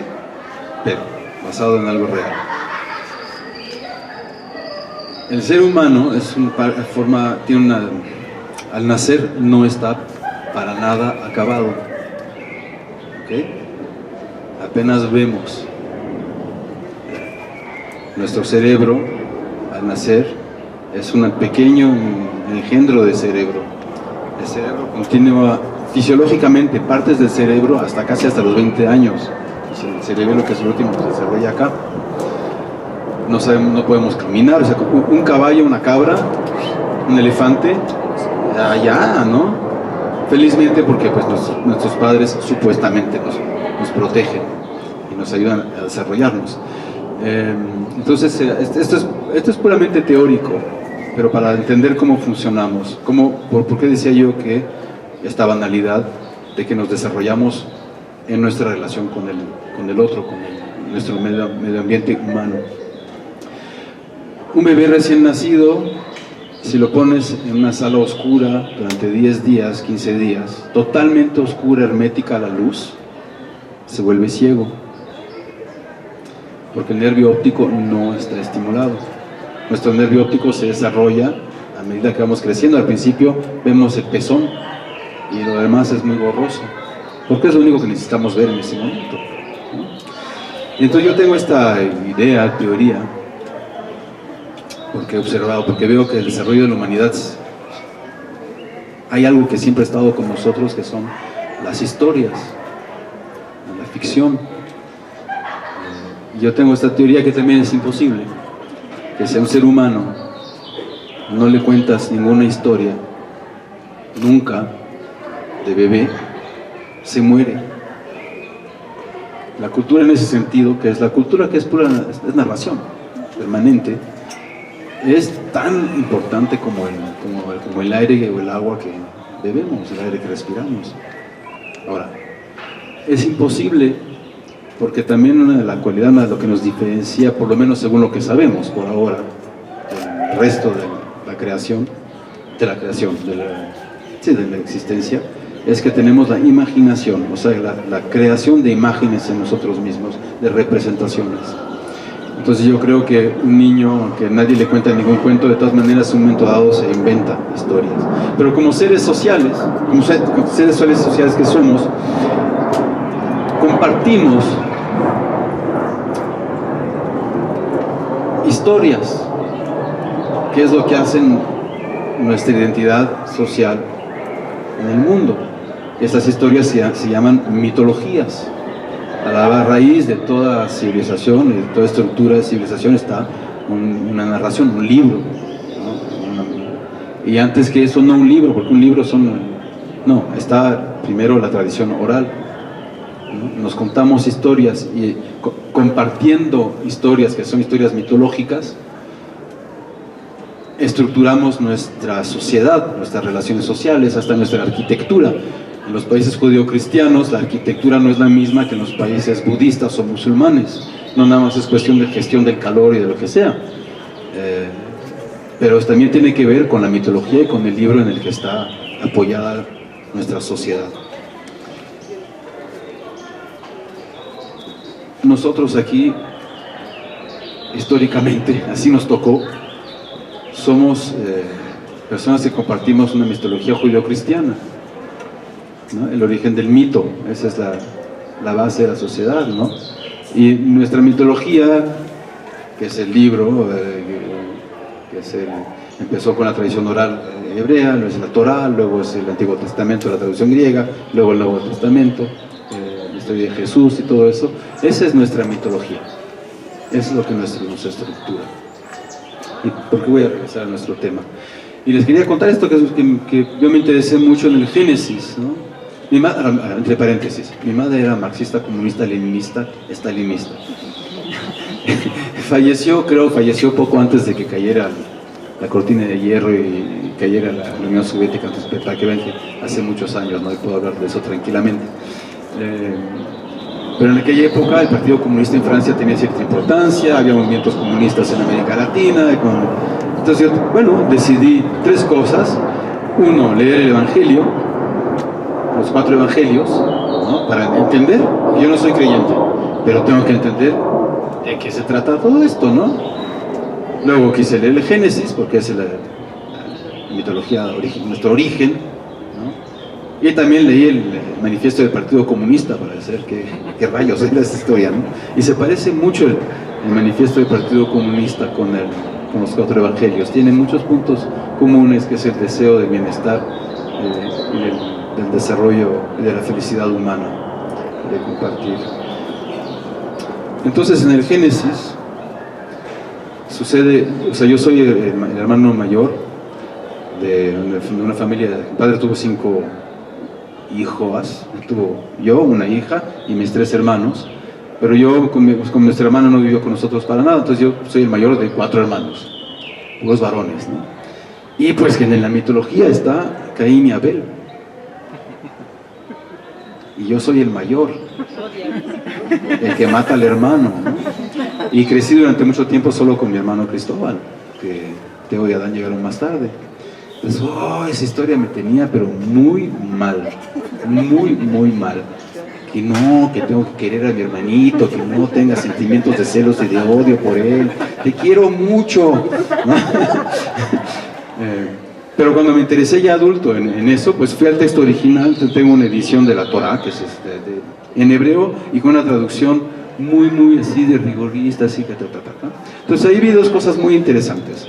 La primera, y voy un poco paralelo, es que en el hebreo en el que está escrito es el hebreo antiguo, entonces no tiene vocales, son puras consonantes, lo que da que las palabras tienen diversos sentidos según las vocales que se le meten entre las consonantes.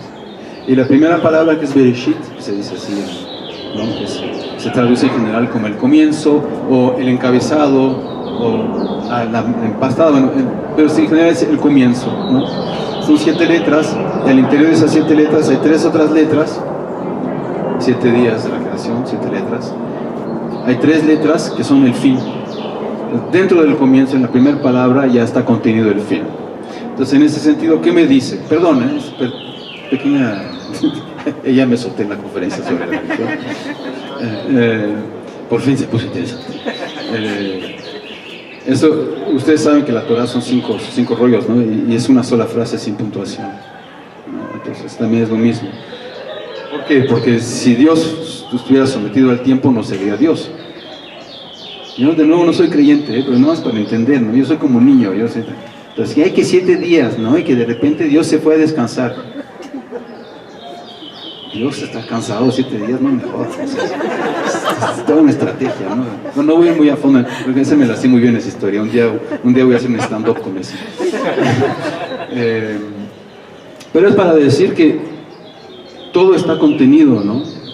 La creación en nuestro cuento de hadas, que es esta historia, es una. El tiempo es como un huevo.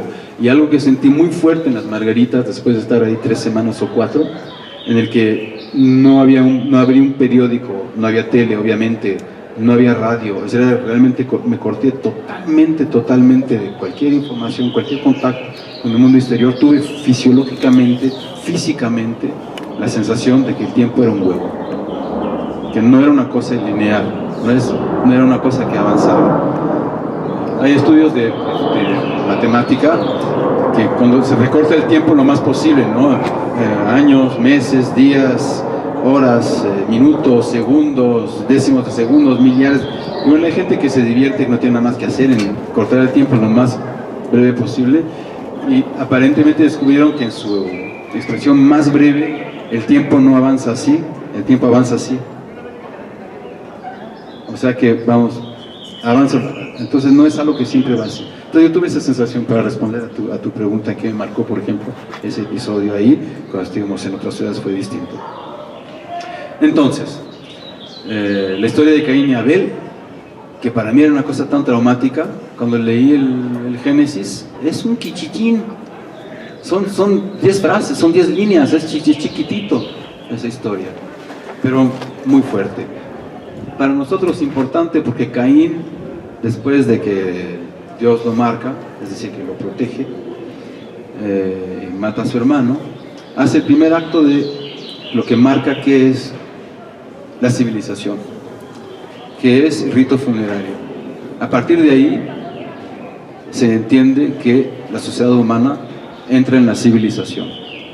El primer acto civilizado lo hace Caín, y también el primer acto tremendo, que es de matar a su prójimo. Pero luego, ¿qué hace Caín? Caín se vuelve el constructor de ciudades, es el que crea las urbes, mientras que los otros eran nómadas. Antes era el nomadismo, eran las ovejas, él empieza entonces el primero que hace la cultura urbana, tu san patrón es Caín. Qué terrible este personaje de Caín, ¿no? Qué mal se ve. Hasta Víctor Hugo hizo un poema, ¿no? Que Caín sí estaba y Dios lo miraba al ojo en la tumba de Caín. Pero para acabar con una nota que es algo que a mí me conmovió mucho, es que cuando lees todo eso, o sea, de repente hay unas especies de páginas así. Cuentan esa historia y luego está la genealogía, que un tal engendró un tal, que un tal engendró un tal, y luego la historia sigue, ¿no? Entonces pasas como de episodios a episodios por esas genealogías, ¿no? Y llegas a el momento de Noé. La humanidad es una catástrofe. Dios no puede más. Como si Dios no hubiera podido prever que algo iba a pasar, ¿no? Digamos, ¿no? Sí. Ok. Decide que vamos a empezar todo de nuevo. Y voy a ahogar a todo. Y tú, que eres el descendiente directo de Adán, porque por cierto todos somos primitos, ¿eh? Si creen, o sea, si toman en cuenta la mitología, tomen un transporte público Y nada más dense cuenta que cada persona, según la mitología, pues es de tu familia. Qué miedo. Pero tú, descendiente directo de Adán, voy a preservar la raíz pura del origen, y a partir de ti y de tu familia vamos a generar una nueva humanidad, y nunca más te castigaré, tendrás derecho al error, seré paciente. Me he puesto en el papel de Dios, ¿viste? Los egos de los actores, ¿no? Pero lo muy interesante es que es una familia, de nuevo, como en las tragedias griegas, ¿no? O sea, no le dice, tú, te salvo a ti, Noé, ahogamos a todos y luego te duermo, te saco una costilla y empezamos de nuevo. Eso de la costilla un día les cuento que es una tontería absoluta, pero bueno. Pero no, salva a una familia, salva a Noé, a su esposa, nada más, y a sus 3 hijos, ¿no? Y bueno, los animales, etc.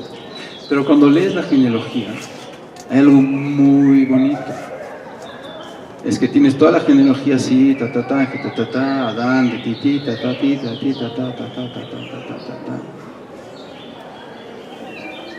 Adán engendró a Abel, a Caín, Caín engendró a Enoc engendró a Tata.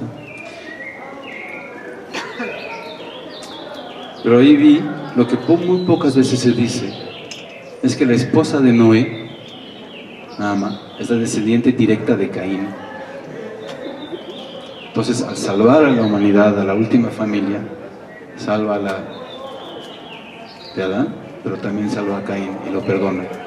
A partir de ahí, en la tradición, ahí terminamos ahí, en la tradición, eso también para decir que las historias maravillosas del Génesis, de nuestro cuento de hadas, de la mitología, son siempre historias de pareja. Por eso el problema con la religión es el dogma, porque son interpretaciones, ya sabemos, machistas o no sé cómo se dice, patriarcado, etcétera. No entremos en ese tema, ¿no? Pero nuestra mitología está enferma de las interpretaciones de la iglesia, pero no me quiero meter mucho ahí. Por eso hay que leer el texto original siempre. Los comunistas, cabrones, que no sé qué. Bueno, ¿ha leído usted el manifiesto? No voy a leer esa mierda. Entonces, ¿de qué estás hablando? ¿No? Aunque los comunistas también, mala interpretación del libro original del pensamiento de Marx y Engels, se volvieron también regímenes totalitarios. Que por ejemplo ya en Ucrania, Stalin, en la época staliniana, para hablar de Ucrania, ya mataron como 40 millones de ucranianos murieron entre el principio del siglo XX y el fin de la Segunda Guerra Mundial. Eso no se sabe mucho, pero los ucranianos no han parado de matarlos también desde entonces. Bueno, entre paréntesis. En la tradición oral, en la tradición escrita, ¿no? Se dice, Dios te castigará por tus pecados por 7 generaciones. Se sabe eso, ¿no? Búsquenlo, ¿ves? Está. Entonces esa es la responsabilidad de cada uno, de nuestra familia, de cada error grave que cometes, crimen, incesto, qué sé yo, suicidio, violencia con los hijos, o lo que sea. Eso durante 7 generaciones va a estar cargado en la familia, sobre todo a través del secreto. En la familia se van transmitiendo, a veces causando cánceres, a veces causando gente que se ve loca, reproducciones de suicidios, porque como el suicidio es pecado mortal, se esconde, ¿no? La iglesia lo esconde, entonces está el secreto y ahí la gente empieza a morir de rupturas de aneurismo, una generación tras otra, bueno, etcétera.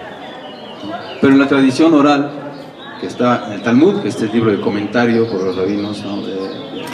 Porque los judíos hacen eso, están comentando y comentando todo el tiempo. Dicen, por cada buena acción te bendeciré a tu familia por 1000 generaciones. Lo que señala que se paga durante 7 lo malo, pero lo bueno se recompensa por 1000.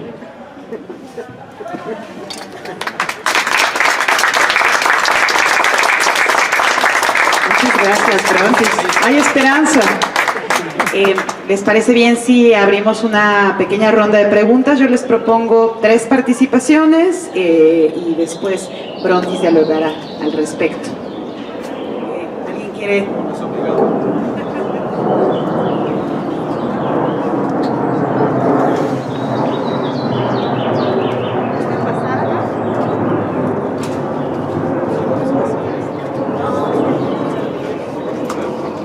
Darío, sé breve.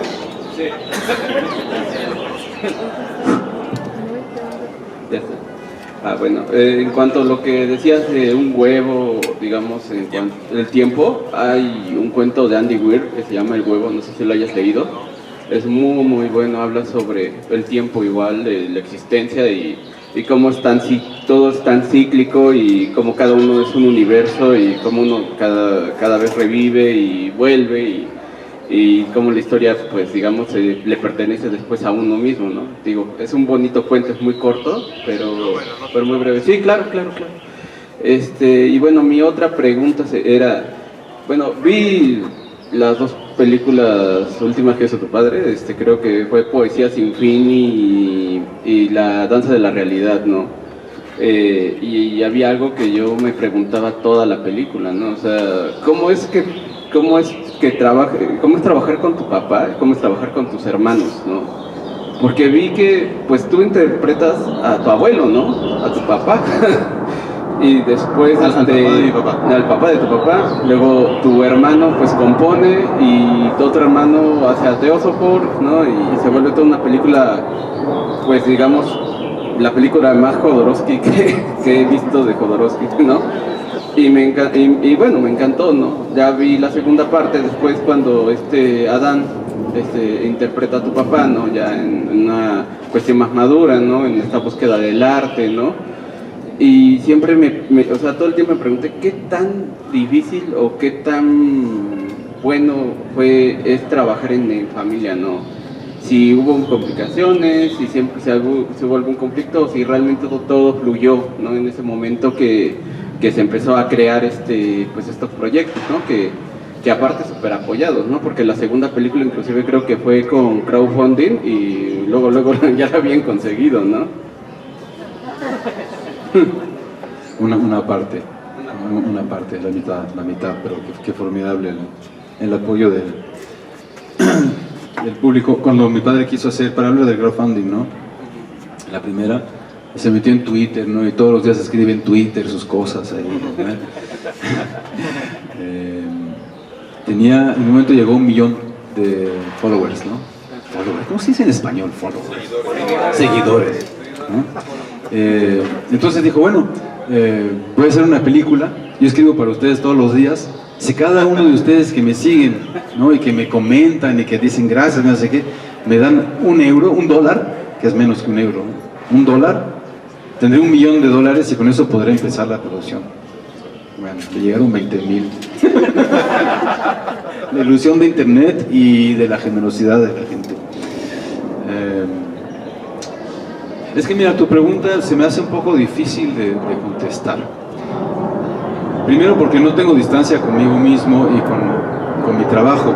Lo que yo sí sé es que no es la primera vez que trabajé con mi padre en la danza de la realidad de Poesía sin fin.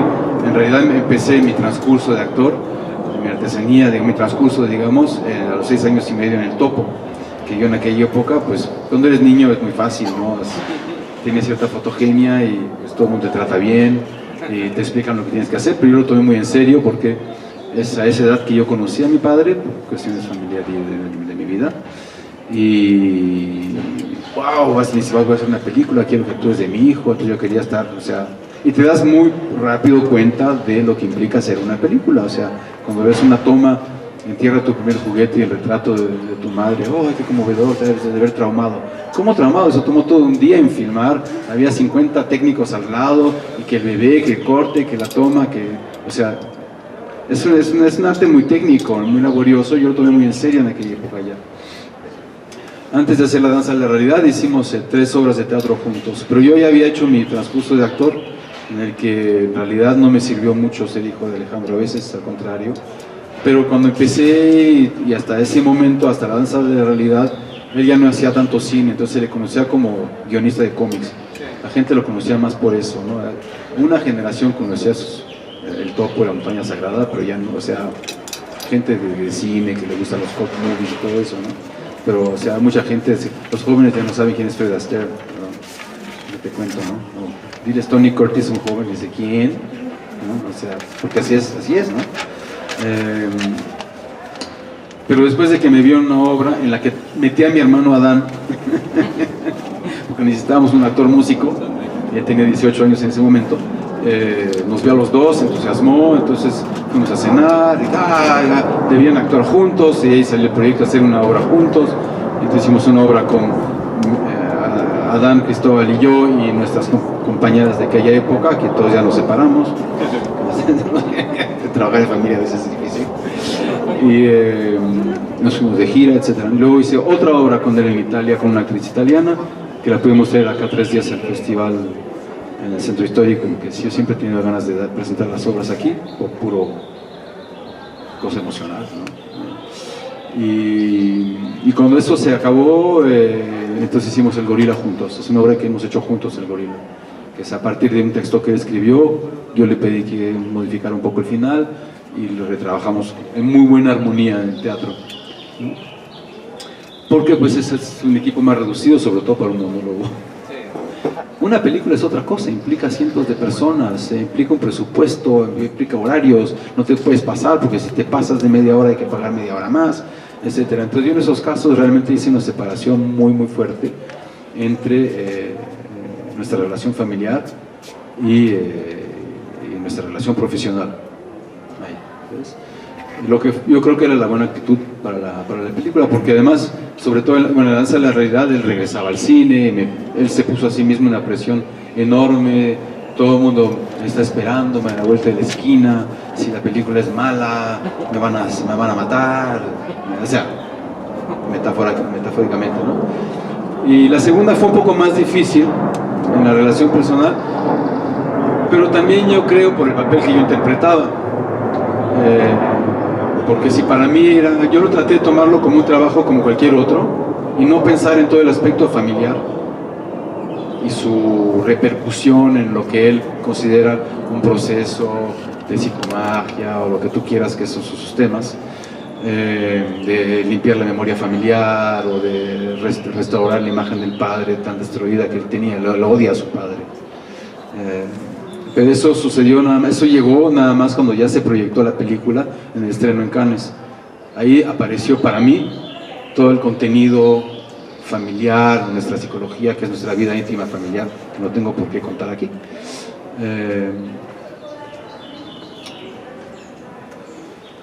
En la segunda fue un poco difícil porque ya había habido ese proceso y porque en su necesidad creativa, o sea, yo tomé muy en serio el proceso en la danza de la realidad, transformación del arquetipo de mi abuelo, del que yo no conocía más que la historia, no conocí nada, nunca lo conocía a él.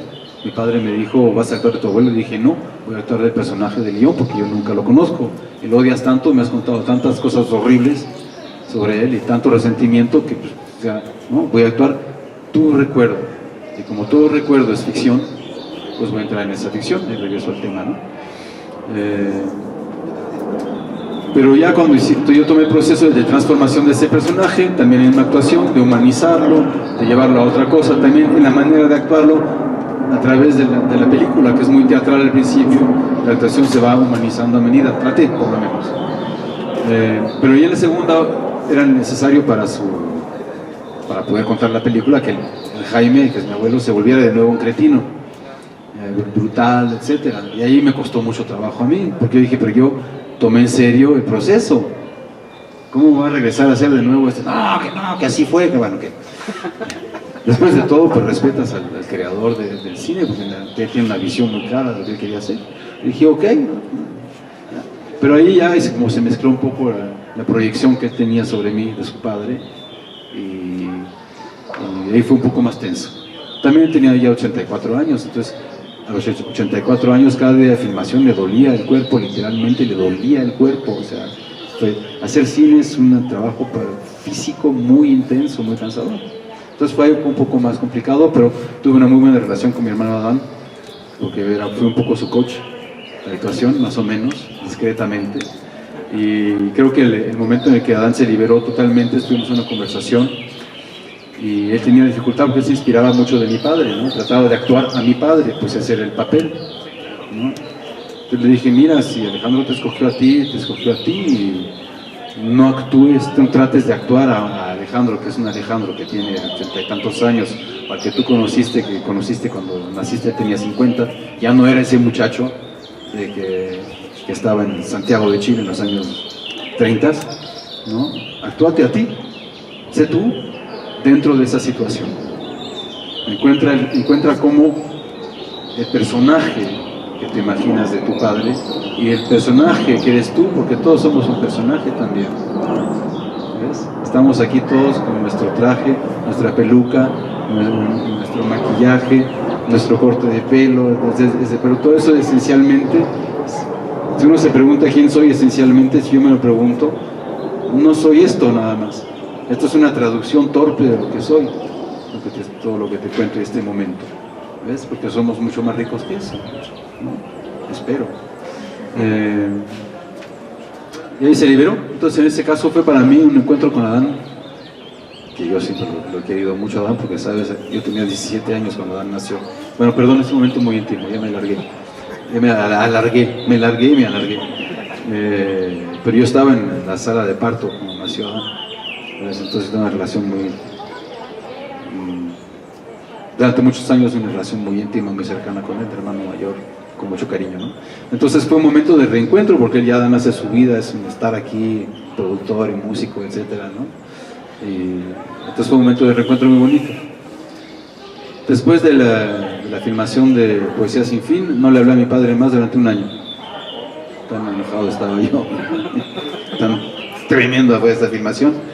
Pero cuando vi la película, claro, me gustó mucho, porque tiene su coherencia, es totalmente él, ¿no? Y pues con el tiempo uno pues deja caer las viejas cosas, ¿no? Y vas a la esencia, ¿no? Entonces ahí nos vemos cada 15 días ahora. Mejor, a veces una ruptura hace bien en una relación, ¿no? Aclara las cosas y luego ya te relacionas con la parte de la persona que es valiosa y ella también se relaciona contigo con tu parte valiosa también. Bueno, eso es muy íntimo, perdón. Muchas gracias. Voy a tratar de ser más corto, no los quiero aburrir, ya deben tener hambre además. Yo creo que podemos juntar dos preguntas más. Quiero ser brevísimo. Primero agradecerte, Brontis, la charla de hoy. Revelas efectivamente cosas que son íntimas, interesantes. Mi padre en la adolescencia fue un personaje importante en el mundo del espectáculo, en el mundo cultural. Entonces hago lo que puedo. Micrófonos quedan y me revela mucho, sobre todo me encanta ver que tienes una autonomía real, que te has constituido como una persona al margen de todo esta escenografía, esta gran marquesina que tienes atrás de ti. Eso me encanta. Pero también te quería comentar algo que era importante, tomando el tema original con el que partió esta charla, que era lo pospandemia. Es obvio que la relación directa entre el espectador y los actores, por ejemplo en el teatro, no puede ser sustituida por nada. Sin embargo, a mí me parece que hay una serie de producciones híbridas que se fueron dando a lo largo del tiempo. No parten de la pandemia, probablemente vienen de mucho atrás, pero con la pandemia exponencialmente crecieron y empezaron a encontrar nuevas fórmulas de comunicación, nuevas fórmulas expresivas. Yo, por ejemplo, hago proyectos para el Museo de Arte Contemporáneo de la universidad y hemos trabajado muchísimo en internet. Hay una sala 10, probablemente ya has visto, que ha presentado cosas fantásticas. No porque yo haya participado en eso, pero porque creo que es un trabajo colectivo extraordinario. La sala 10 es uno de los... Y creo que estos híbridos que surgieron de la época de la pandemia, incluso en versiones de monólogos, en búsquedas formales y morfológicas distintas al teatro tradicional, son profundamente válidas. Cosas que tienen que ver a veces nada más con el sonido, que tienen que ver con efectos rituales de una cierta, transmisiones que tienen que ver con efectos rituales de iconografías, diálogos, monólogos, etcétera. Una gran cantidad de cosas que se presentaron que prácticamente no existían. Puedo decirte que son inéditas. Un poco nada más quisiera comentarte sobre eso para ver tú qué piensas. Gracias. Vamos a juntar. Sí. Dame un segundo, una última pregunta juntos y ya podemos. Muchas gracias. ¿Sí llega? Sí, sí puedo. Perfecto, gracias. Es más aparatoso que grave lo que tengo. Como estudiante de creación literaria, mi lesión tenía que ser muy homérica y fue tendón de Aquiles, entonces no hay... ¿Te molestaría quitarte la mascarilla? Porque como no oigo bien, puedo leer tus labios así. Va. Decía que como estudiante de... Bueno, es más aparatoso que grave lo que tengo. Como estudiante de creación literaria, tenía que ser una lesión homérica y fue el tendón de Aquiles. Pero quiero agradecer, maestro David Huerta, por sus participaciones breves, pero nutritivas. Y Brontis, gracias porque la digresión es lo mío, entonces me identifico. Y también quiero agradecer al papá de cada uno de ustedes porque son parte importante de la formación de mi crecimiento en el ámbito literario. Y quiero decir nada más, rescatar, me pareció muy interesante esta analogía del virus, del ser humano, de la gente, del ambiente y del huésped. Justamente, retomando la pandemia, los virus más mortales son los que menos supervivencia tienen, porque matan al huésped. Los virus que más supervivencia tienen son los más leves, porque perviven. Diríamos en México, no matan, no más tarantan, pero se pueden ir transmitiendo.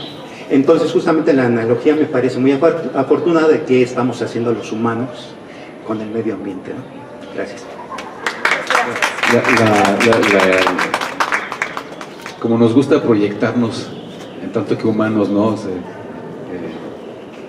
En el mundo exterior, voy a decir que la inteligencia del virus, pero no tiene ninguna inteligencia, pero digamos que todo funciona con instinto de supervivencia, ¿no? Es exactamente eso. Empezó siendo muy peligroso, muy mortal, y ahora el maldito Omicron, que ya no es tan, pero se anda, va más fácil, ¿no? Tienes enteramente razón.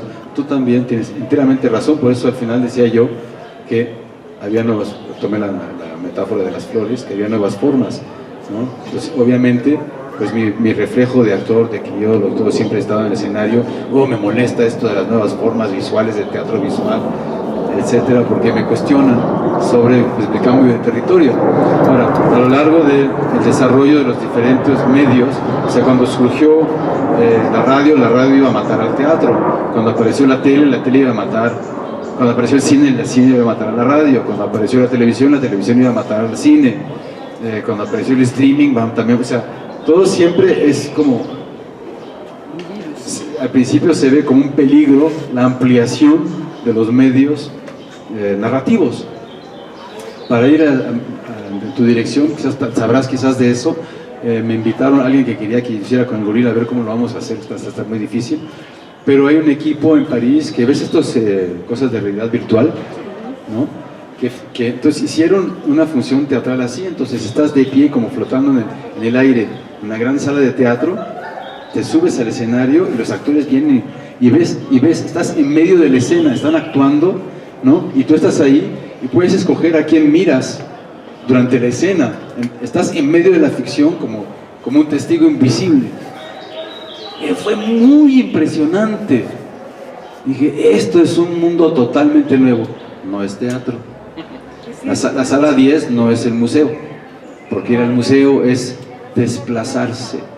Entonces, la diferencia con estas diferentes formas con relación a internet es que nos sacan de nuestra casa.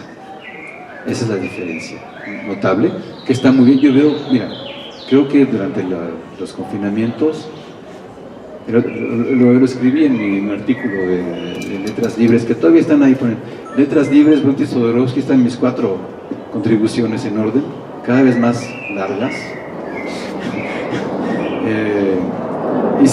Conté cuántos libros había leído, cuántas películas y cuántas series había visto, temporadas completas. Hasta vergüenza me da. Como unas 60, o sea, ¿ves? Porque me encanta ese medio, ¿no? También me encanta. Ahora, una cosa no, eso es lo que yo decía, de querer que las cosas vuelvan a ser como eran antes, nunca serán como fueron antes. Ahora, ¿qué hacemos nosotros con el después? Nuestra pregunta sobre todo es esa, ¿qué hacemos nosotros con el después? tenemos raíces, cuál es nuestro proyecto. Esa es nuestra identidad y así es lo que nos va a hacer. Ahora, cuando surgió la pandemia, había un momento de gran cuestionamiento sociopolítico en el mundo. Había de las grandes manifestaciones en Chile, había los chalecos amarillos en Francia, había revueltas populares en Irak.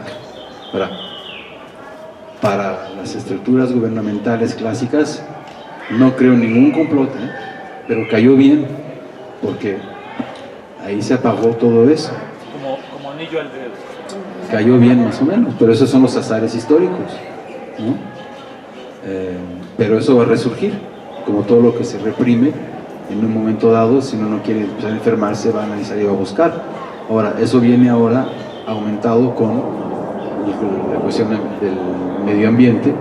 O sea, esta conversación, la tenemos todos en diferentes ámbitos, diferentes momentos. Esta preocupación es una preocupación urbana, en mayoría, que está por muchos países, en todas mis ciudades, por lo menos. Entonces sí, lo formidable es que esta fue la oportunidad para la imaginación humana de decir, no puedo ver teatro, no puedo ir al museo, pues sí voy a ir, y sí te voy a abrir mi museo, y sí vas a poder, no te voy a dejar solo, porque eso es lo que hiciste tú con tu equipo, es lo que hicieron creadores de teatro que filmaron sus obras, ¿no? Porque es el buen aspecto, es decir, no te voy a dejar solo, no te voy a dejar solo frente a las estúpidas series americanas, ¿no? Porque no somos nada más eso. Yo no estoy en contra de que haya McDonald's, estoy en contra de que se coma solo McDonald's. ¿Ves? Bueno, ya.